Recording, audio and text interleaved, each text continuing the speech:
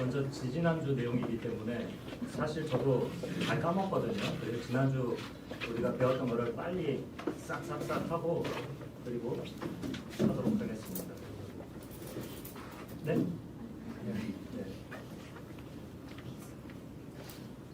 마곡장로교회 가정신방에 대해서 다시 보도록 하겠습니다.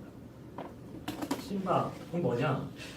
신방은 단순한 방문이 아니라 교회의 본질적인 목양 사역이죠. 이것을 잘 회복해야 됩니다. 신방은 정의를 이렇게 내릴 수 있겠습니다. 목자이신 예수 그리스도가 계시고요. 그 그리스도의 보내심을 받아 양에 해당하는 성도 개인과 가정에게로 가는 공식적인 방문이 신방이다. 가는 사람이 있고 보내는 분이 계시다 하는 거죠. 이 신방의 본질은 영적 돌봄이 신방의 본질이고요. 목양의 중요한 수단이 됩니다. 성도 개개인 각 가정에게 필요한 영적 치료, 보호, 양육, 인도를 합니다. 이 신방의 목적이 뭔가? 개인과 성도의 가정과 교회의 안녕을 도모하는 것이 신방의 목적이고요. 신방이 왜 중요하냐? 이것은 신적인 은혜의 도구에 해당한다. 하나님께서 세우신 장로의 방문은 영적 양식을 제공하고 믿음을 강화시키는 성찬을 완성시키는 역할을 하는 것입니다.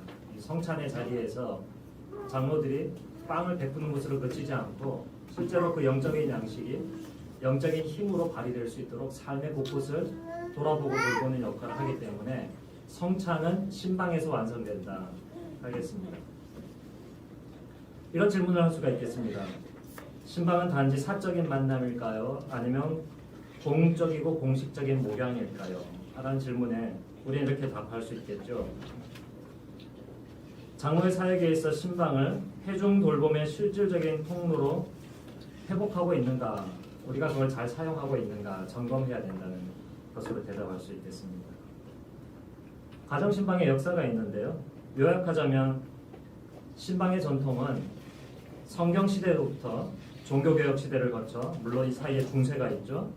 종교개혁을 거쳐 이어온 역사적 사역으로 신방이 쇠퇴했기 때문에 교회 쇠퇴가 일어나는 현상도 나타난 것이죠. 그래서 규칙적인 신방, 이 규칙적인 신방은 영적 부흥을 위한 준비가 될 것이고 교회의 영적인 건강과 연결된 제도이다. 이러한 사실을 교회 신방 역사를 살펴보면 알 수가 있습니다. 특히 규칙성을 가지고 교회가 가정을 방문한 이 신방의 전통은 역사적으로 이어져 왔고 검증되어져 왔습니다. 초대교회 때, 중세교회 때, 로마 천주교회 때, 개혁교회 때 들고남이 있었지만 그러나 신방을 잘 행할 때 아우구스티누가 그랬던 것처럼 하나님께서 맡겨주신 양들을 목양하는 일에 실패하지 않을 것이다 라는 교훈을 얻게 됩니다. 신방의 역사를 살펴보면서 이런 질문을 할 수 있습니다. 그렇다면 지금 우리는 규칙적이고 신실한 신방을 실천해가고 있는가? 이에 따라 우리의 대답은 전통에 따라 제도화된 신방이 교회 공동체에 어떻게 기여하고 있는지 돌아볼 필요가 있겠습니다. 역사적인 사례를 넘어서 가정신방의 성경적인 근거를 보면 신방은 사람이 발명해낸 게 아니구나. 성경 말씀대로 시행하는 건강한 영적 사역인 것을 알 수가 있습니다. 성도는 그리스도의 것이고 그래서 그리스도의 뜻을 따르는 것이 마땅한데요. 예수 그리스도께서는 목자로서 하위 목자들인 직분자들에게 말씀을 가르치는 일뿐만 아니라 그 말씀을 받은 양에 해당하는 신자들의 믿음과 삶을 돌보는 의미를 지어주셨습니다. 성경에 나타나 있는 내용들이죠. 예컨대 히브리서 12장 13장 20절 양들의 큰 목자이신 예수 그리스도께서 나는 선한 목자라고 말씀하셨고요. 그리고 베드로전서 2장 25절에 보면 너희는 전에는 양과 같이 길을 잃었으나 이제 너희의 목자와 감독 되신 이에게 돌아왔다 하였습니다. 그래서 특별히 장로들에게 사도 바울은 온 양떼를 위하여 온 주의를 집중하라고 하고, 특히 예수님께서 피로 사신 교회를 잘 보살피게 사명을 맡겨주셨습니다.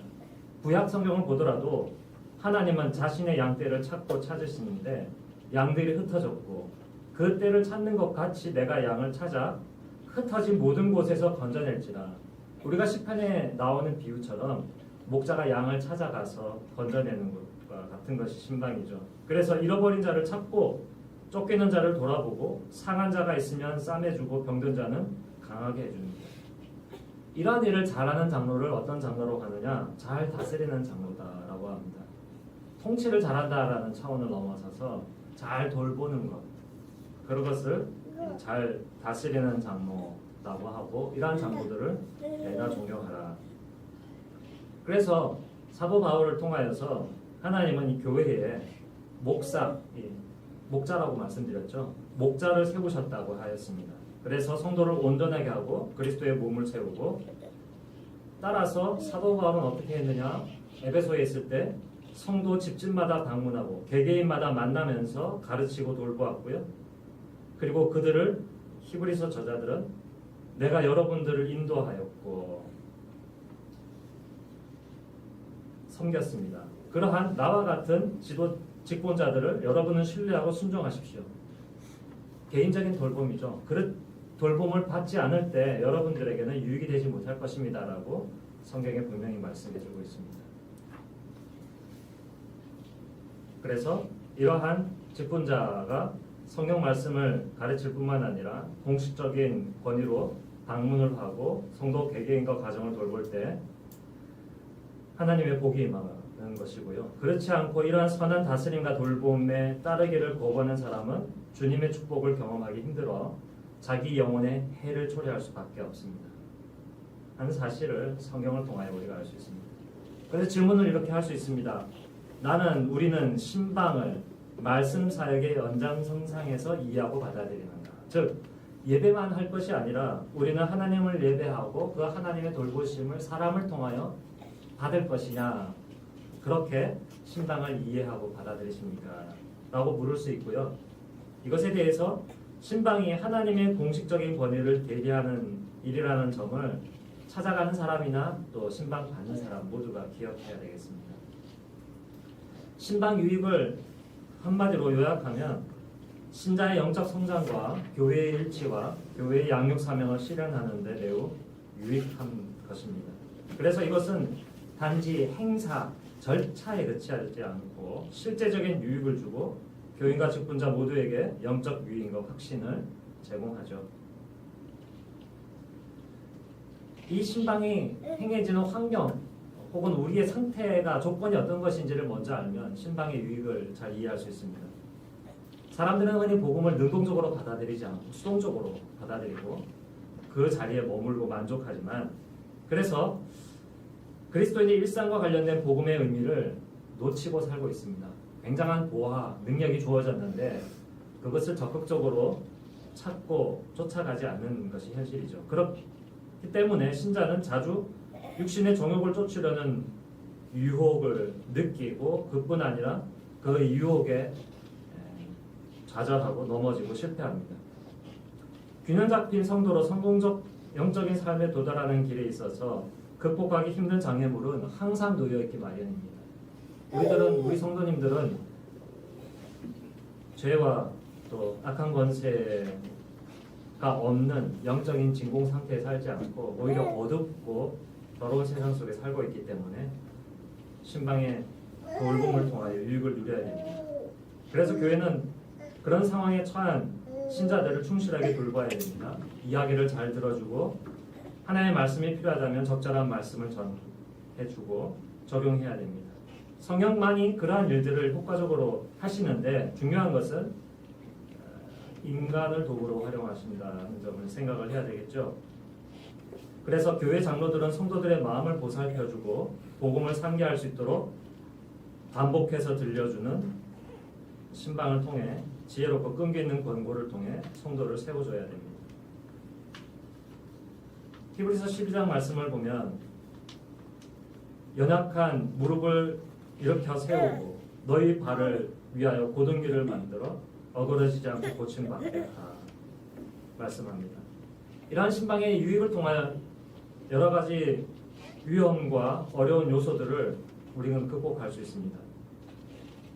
생명과 기쁨을 잃고 세상의 헛된 것으로 자신을 채우려고 하는 능력 없는 것들을 우리는 헛되게 의지하며 살기 쉽습니다. 그래서 그 결과 실망과 근심으로 쉽게 빠져들게 되고요. 또 아무리 하나님의 말씀을 들었다 할지라도 그것을 값싼 은혜로 혹은 위선적인 신앙으로 전락시키는 일이 자주 일어나게 됩니다. 그리고 주의 복음은 하나님이 우리와 함께 하심은 우리의 삶에 통일적으로 그리고 주장하는 권세로 원리로 임해야 되는데 우리는 하나님의 말씀과 양육 목양을 받지 못하면 우리가 관심 가지고 있는 교육, 정치, 산업, 문화, 경제 이런 부분들이 신앙과 분리되는 결과를 맞이하게 되고 말 것이고요. 그렇다면 이러한 좋지 않은 기억과 실패들이 축적이 되면 당연히 어떻게 되겠습니까? 하나님을 믿는 신앙을 근본부터 흔들리게 되는 경험을 하게 되고 말 것입니다. 그래서 신방의 유익 질문은 이렇게 요약할 수 있겠습니다. 나는 신방을 통해 어떤 영적인 유익을 경험하고 있는가? 그래서 신방을 성도는 교회는 다 신방을 하고 받아야 되기 때문에 해야 되는 거다라가 아니라 이것을 통하여 신방을 통하여 유익을 잘 누리느냐 혹은 유익을 잘 얻도록 어떻게 생산적으로 창의적으로 친절하게 경험적으로 잘 발전시켜 나갈 것이냐 하는 것이 필요한 것이죠. 그래서 빠른 속도로 오늘 5곡지에서 10곡지까지 진행해 가겠습니다. 오늘은 신방의 대상에 대해서 첫 번째, 신방의 대상은 누구냐? 모든 교인입니다. 그 중에서도 특별히 돌봄이 필요한 사람에게는 더욱 그러합니다. 누가 있겠습니까? 연로하신 분들, 몸이 아픈 분들, 영적인 시험과 방황을 맞는 분들, 신앙이 미성숙한 분들, 하나님에 대한 무관심한 성도들 등 다양한 상황에 맞추면 신방이 필요한 것이죠. 이렇게 질문할 수 있겠습니다. 교회가 신방 사역에서 소홀히 하고 있는 대상은 혹 있지 않는가? 성도들 중에 혹은 내가 신방에서 장로들의 장로는 여기 목사가 다 포함되는 겁니다. 특별히 장로들의 돌봄에서 소홀함을 받고 있지 않는가? 따라서 이 질문에 따라 우리는 교회 사역의 우선순위를 잘 점검하고 소외된 이들을 향한 돌봄을 강화해야 되겠죠. 집사는 특히 경제적으로 어려운 분들, 생활이 어려운 분들을 또 찾아보게 될 것이고요. 성도님들은 또 살아가면서 이웃들에게, 친구들에게 하나님의 보냄받은 직분자로서, 성도로서 가장 큰 직분이 성도라는 직분이거든요. 여기에는 제사장, 선지장, 왕의 직분이 다 포함되어 있습니다. 신방의 자격과 준비. 자, 신방을 하는 사람은 어떤 자격을 가져야 될까요? 신방을 수행하는 장로는 영적인 준비가 되어 있어야 됩니다. 기도하고 오늘 만날 성도와 그 가정을 위해, 그리고 성도와 가정과 그 개인을 만났을 때, 이야기를 들었을 때 어떤 말씀을 전해야 될지 하나님께서 도와주시도록 미리 성경에 대한 바른 이해와 신실함이 필요하겠죠. 그러니까 장로들은 잘 아까 돌보는 사람이라고 했지만 또 디도서라든지 말씀을 보면 장로에 필요한 자질 중에 하나는 잘 가르치는 사람입니다. 목사만 잘 가르치는 장로가 아니라 성도를 돌아보는 장로 역시도 영적으로 하나님의 말씀을 가지고 돌봐야 되기 때문에 말씀을 잘 가르쳐야 하고 그 말씀에 대한 이해와 그부에 부합하게 살려고 하는 자기가 능동적으로 그렇게 사는 것도 필요하겠지만 그거를 하나님으로부터 잘 받는 신실함이 필요합니다. 그래서 신방하는 사람은 신방 받는 사람들과 단순히 신분 중심이 아니라 하나님의 말씀과 은혜를 전할 준비가 되어 있어야 하겠죠. 그래서 누가 신방하느냐 했을 때 그 신방 받는 사람과 함께 그 신분이 있는 사람, 이런 사람이 신방의 주체가 아니고요. 꼭 신방을 해야 될 사람은 이러한 장로가 되는 것이죠. 신방은 개인적 방문이 아니라 하나님의 권위를 대리하는 만남이기 때문입니다. 그래서 신방의 자격과 준비, 질문을 이렇게 할 수 있습니다. 신방하는 장로는 하나님의 대사로서 신방을 준비하고 있는가? 잘 준비하고 있는가? 여기는 이제 제가 작게 적어놨는데요. 이렇게 적용할 수 있습니다. 신방 전의 기도와 말씀 묵상, 성도를 위한 교리적 준비를 실제로 잘하고 있는지 점검해야 되겠습니다. 그래서 말씀과 교리에 대해서 또 성도의 삶에 대하여 마음으로 보살피고 사랑하는 그러한 성품도 같이 가져야 되겠죠. 신방은 어떤 형식과 어떤 절차가 있을까요? 자, 신방은 공적이고 규칙적이어야 돼. 아까 역사에서 나왔죠. 그리고 융통성 있게 접근해야 됩니다. 10인 10세기듯 사람들이 다 성도들이 다르기 때문에 그 성도에 맞는 신방을 해야 되고 또 그 성도의 상황과 관련된 질문과 필요한 기도로 그 신방의 내용이 구성이 돼야 되겠습니다. 그래서 말씀에 드러난 질문과 이 말씀에 드러난 질문은 뭐냐면 개인적인 어떤 막 떠오르는 것, 성령께서 감동하셔도 될 수 있겠지만 그것이 하나님의 뜻이 드러난 성경 말씀과 연관지어서 그 말씀과 관련된 질문을 하고 더불어서 상황에 맞는 자유로운 대화와 권면이 병행되어야 됩니다. 그래서 신방은 1차적으로 장로들이 가서 잘 듣는 것이 신방의 전제가 됩니다. 필요한 질문 혹은 예정된 질문은 성도들을 영적인 안식의 길로 안내하고 성령의 인도하심은 그 길을 생명으로 이끌게 됩니다. 이런 질문을 할 수 있습니다. 신방이 단순한 절차가 아니라 영혼을 위한 섬김으로 이루어지고 있는가? 단순히 관심과 또 인간, 사람의 방문이라고 하여서 그 관심을 평가절하하거나 직분을 사사롭게 생각하면 안 되겠습니다. 하나님께서 공적으로 사용하시고 성령께서 감동시켜 사용하시기 때문에 그것을 의미 있게 받아들이고 또 참여하는 신방을 이끄는 장로들은 정형화된 질문만 만들어서 거기에 의존하지 말아야 됩니다. 회중의 삶의 실제 삶을 잘 듣고 고면하는 유연함이 필요한 것이죠. 신방할 때 어떤 질문을 하게 될까요? 질문은 회중의 믿음과 삶을 돌아보는 질문이어야 됩니다. 모든 것을 한 번에 모든 걸 끝낼 수는 없습니다. 그래서 이번 신방 같은 경우는 기도를 어떻게 하십니까? 기도 생활을. 또 기도 생활을 어떻게 하시기를 고면합니다. 이런 것들을 묻고 돌아보는 이번의 신방이 되겠는데요. 이러한 질문은 회중의 믿음과 삶을 돌보게 하고요. 권면은 목회자 중심과 그 교회의 주관이 아니라 하나님의 말씀 중심으로 하나님의 뜻을 중심으로 합니다. 그래서 장로가 와서 내 아이의 삶을 생각을 꼬치꼬치 캐묻고 하는 것이 목적이 아니고요. 정보 수집이 신방의 목적이 아니고 주님과 성도의 관계가 또 장로와 성도와의 관계가 신뢰 속에서 이루어지도록 하는 것이 되어야 되겠습니다. 그래서 좋은 질문은 좋은 목양의 시작이 되겠습니다.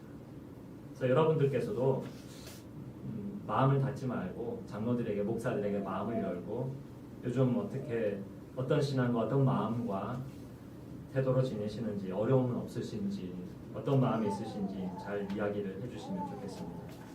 그래서 이렇게 질문할 수 있습니다. 장로는 회중에게 생명의 질문을 던지는가? 단순히 틀에 박힌 그런 질문이 아니라 저분을 위하여 저분의 영적인 안녕을 위하여 필요한 질문을 해야 됩니다. 마치 환자가 우리 모두를 환자로 다루는 건 적절하지 않지만 단지 비유입니다. 환자가 병원에 오면 의사는 가장 필요하고 가장 중요한 질문을 환자에게 던져야 환자가 그 질문을 통하여서 자기 상태를 올바르게 이해하고 바르게 체크해서 바르게 치유하고 건강하게 병을 고칠 수 있듯이 장로들도 성도들에게 필요한 질문을 던질 수 있도록 성도님 여러분은 내가 마음이 어떠하고 나의 신앙에 어떤 필요가 있고 하는 상태들을 알려주심을 통하여서 필요한 질문을 할 수가 있고 또한 돌봄을 받으실 수가 있습니다. 장로는 질문의 깊이와 방향이 복음 중심으로 향하도록 계속 훈련해야 됩니다. 그래서 장로도 한번 안수 받았다고 해서 한번 배운 것 가지고 계속 써먹을 수 있는 것이 아니고요. 저도 그런데요. 계속 깊이 있게 배우고 기도하고 묵상하고 복음 안에서 자라나야 합니다. 그리고 성도들에 대한 사랑과 기도를 끊임없이 해나갈 때 필요한 질문, 필요한 도움을 드릴 수가 있습니다. 신방할 때 유의점이 있죠. 신방 중에 언행과 태도, 시간 배분, 그리고 공동사회자의 협력이 중요합니다. 민감한 주제, 가족 간의 갈등, 회중의 상처 등을 고려해서 신중하게 접근해야 됩니다. 나는 우리 교회는 이러한 기준을 가졌으니 하나님의 말씀 이것을 얘기하니 이걸 그대로 얘기하고 그대로 적용하고 그렇게 하다가는 상황에 맞지 않을 수가 있습니다.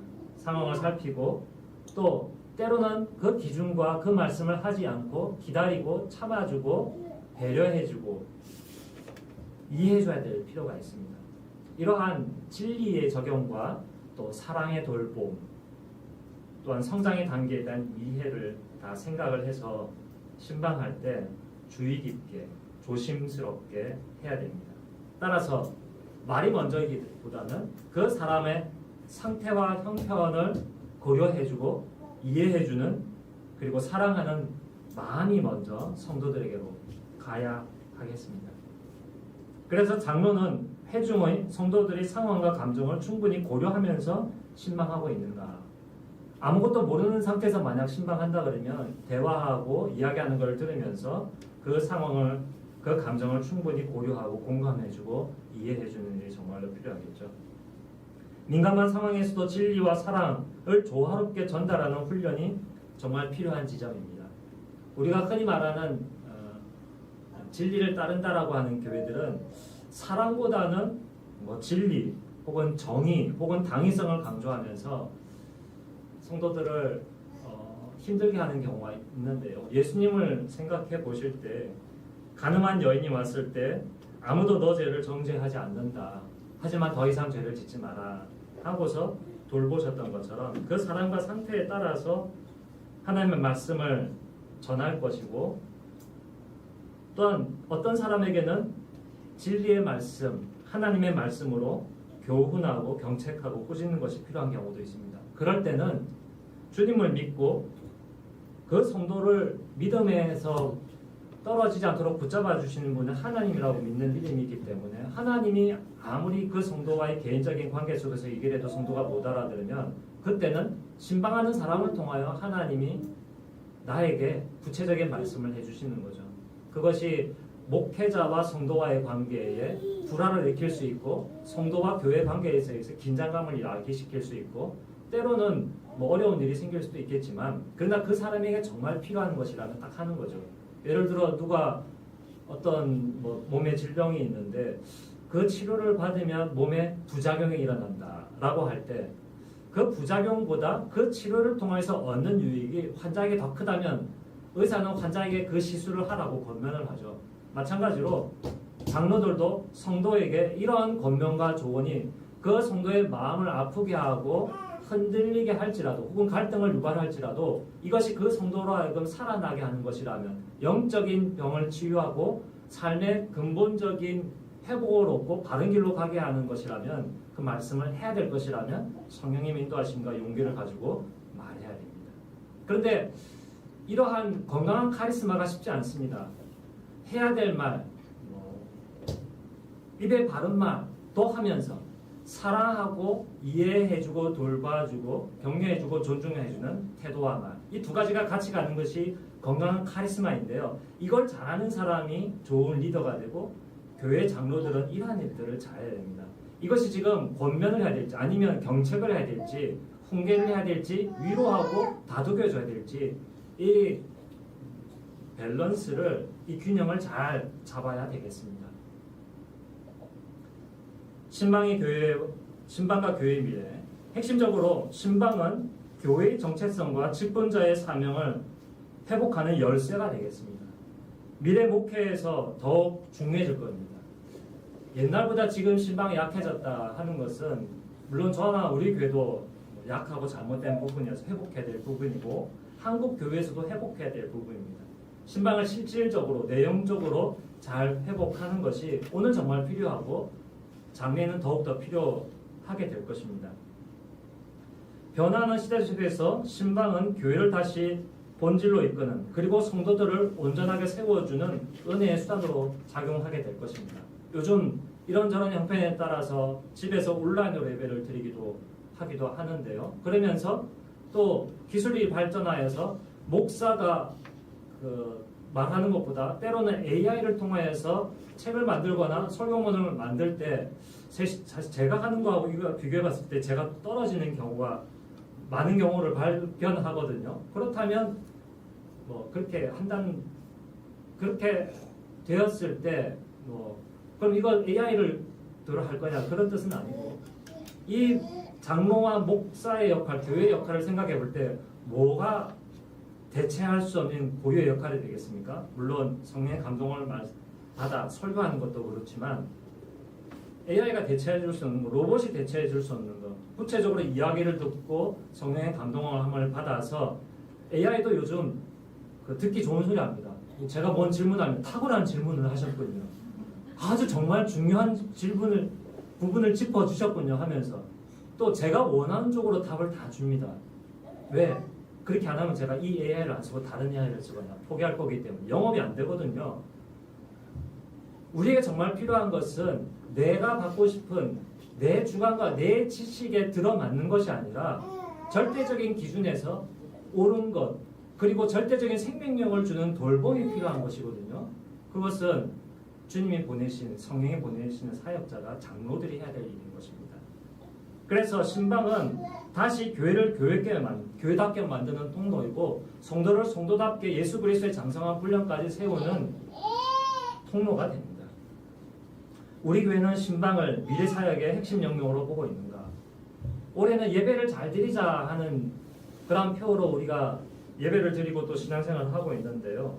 한편에 예배가 있다면 또 한편에서 교회가 제공해야 될 것은 신방인 것이죠. 온라인 예배와 AI 시대 속에서도 직접적인 영적 만남과 돌봄의 가치를 어떻게 실현해 나갈까? 판에 박히고 옛날 했던 대로 그대로 답습할 거냐? 아니면 보다 생산적이고 보다 인간적이고 인격적이고 개인적인 그러나 하나님의 진리와 예수 그리스도의 공식적인 권위와 성령의 능력으로 하는 그러한 돌봄이 될 것이냐? 오늘 장로들이 목사가 받은 숙제이고 이것은 장로의 직분만 잘한다고 되는 것이 아니라 성도님들이 이러한 내용을 잘 알고 믿음으로 잘 화답하실 때라야 가능한 일이 되겠죠. 결론입니다. 신방은 단순한 전통이 아닙니다.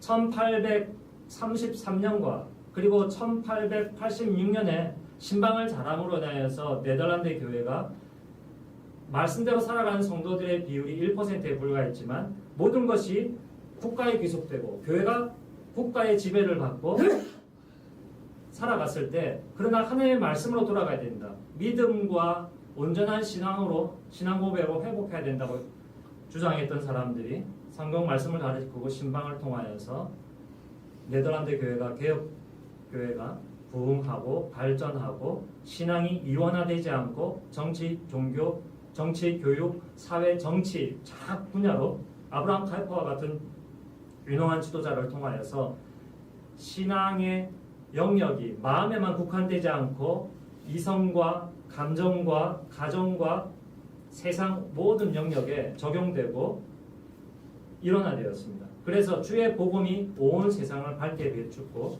그 열매를 우리가 지금 누리고 있듯이 우리 역시도 신방을 잘 활용해서 신방을 유효하게 하고 아주 절실한 교회의 목양수단으로 삼아 되겠고 발전시켜서 특히 교회가 정기적인 그리고 신실한 신방을 통해 교회의 본질을 회복해야 됩니다. 그래서 마지막 질문입니다. 신방은 사라진 전통이 아니라 오늘 성도와 나와 교회를 새롭게 할 수 있는 본질적인 도구인가? 회복해야 되겠고요. 좋은 목사와 장로를 배출해야 되겠고요. 당의 가장 중요한 기능은 예배와 신방이 되어야 되겠죠.